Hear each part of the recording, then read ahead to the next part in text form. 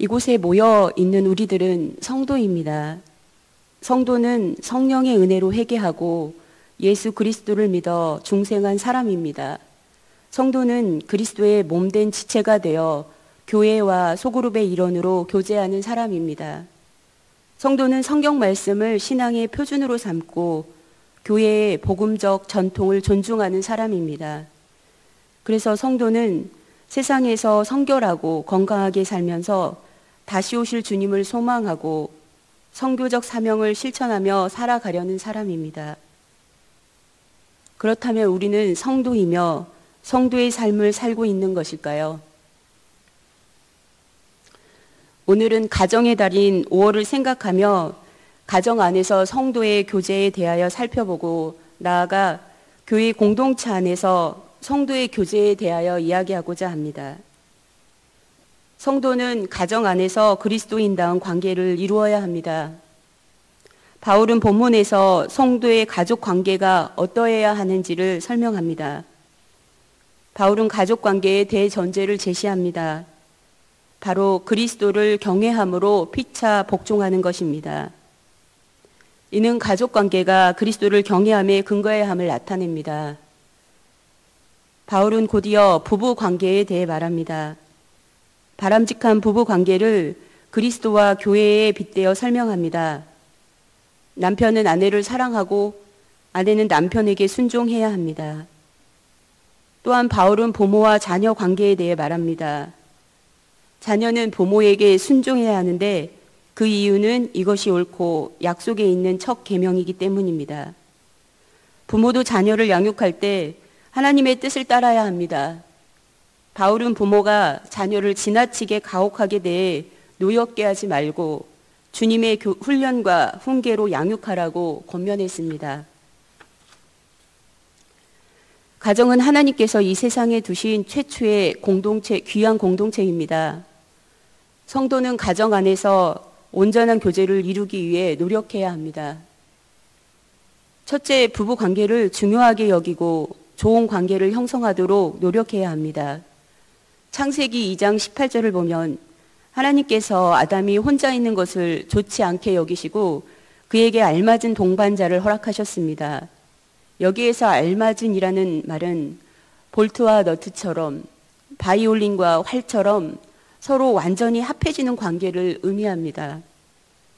창세기 2장 23절에서 내 뼈 중에 뼈요 내 살 중에 살이라는 아담의 고백은 하나님이 허락한 동반자와 깊은 교제를 느끼게 하는 표현입니다. 부부는 서로를 향한 거룩한 책임과 의무가 있음을 기억해야 합니다.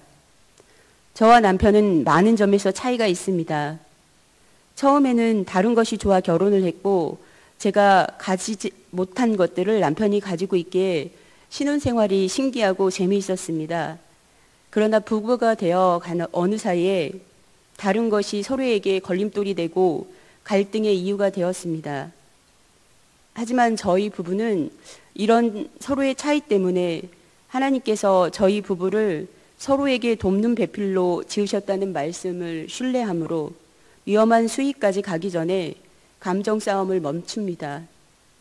그리고 자신의 연약함을 인정하며 서로에게 더 필요한 존재로 서로를 사랑하기 위해 노력합니다.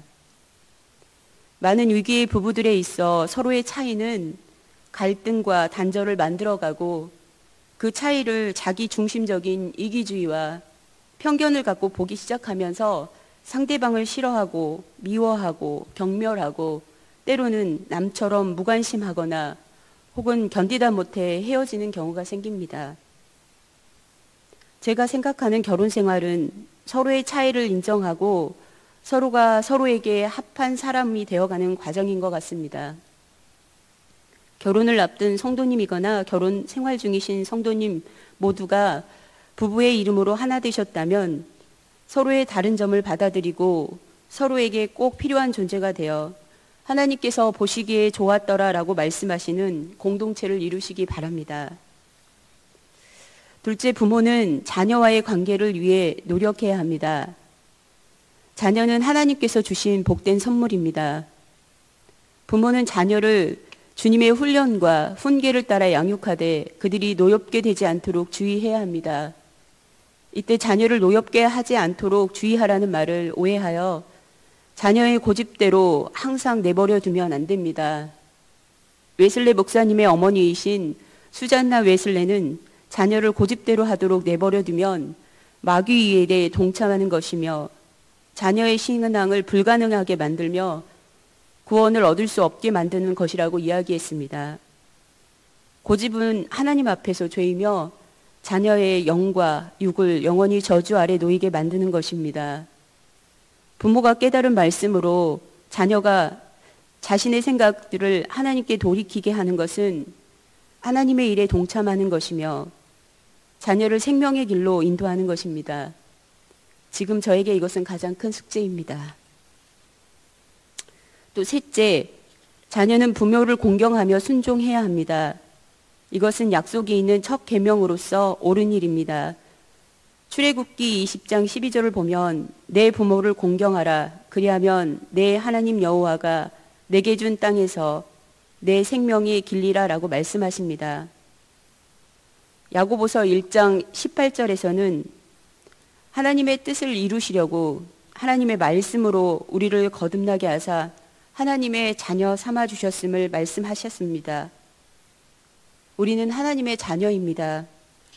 우리의 존재 이유와 목적 되시는 하나님을 기쁘시게 하는 것이 우리의 참 행복이듯 그 부부 사이에서 태어난 자녀는 자신을 낳아준 부모를 그리스도 안에서 사랑하는 것이 옳다는 것입니다. 이와 같이 말씀을 깨닫고 이를 실천하는 자녀는 잘 되고 이 땅에서 장수하게 될 것입니다.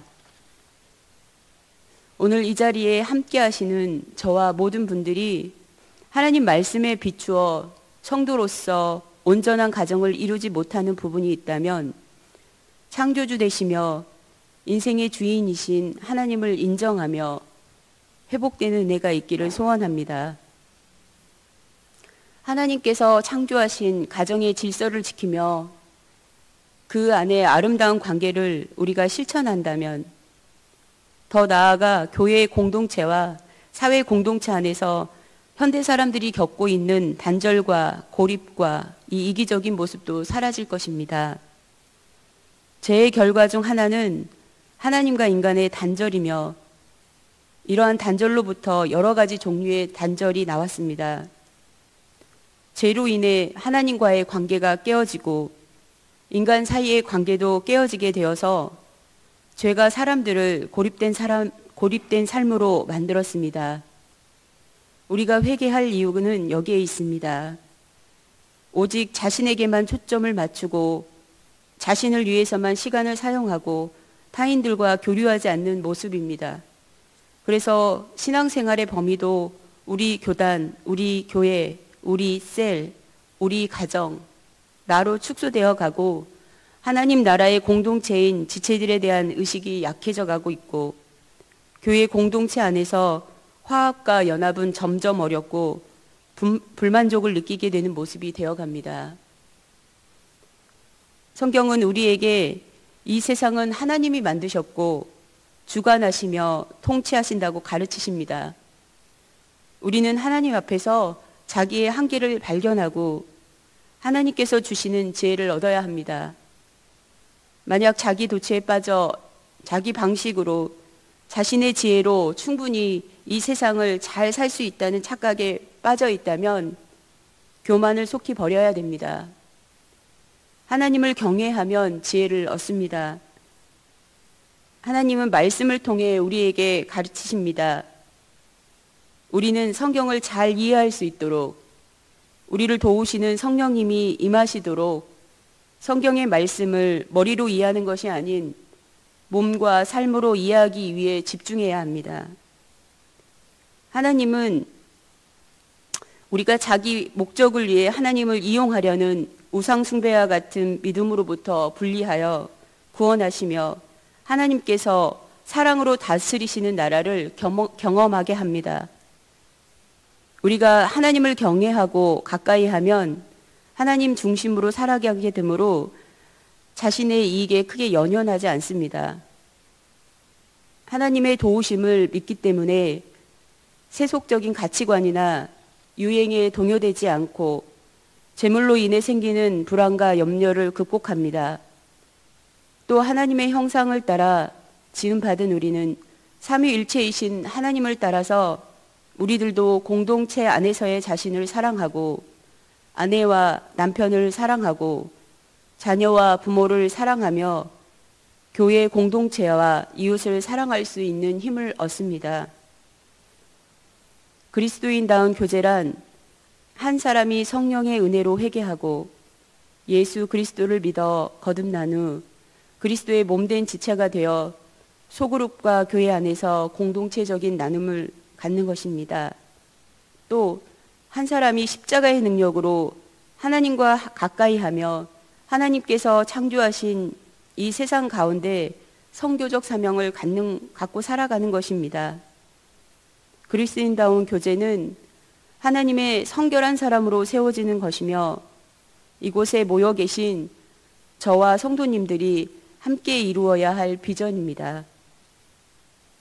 우리가 그리스도 안에서 한 형제, 자매가 되어 성결한 그리스도의 몸을 이룰 때 우리가 속한 곳이 하나님의 나라가 될 것입니다.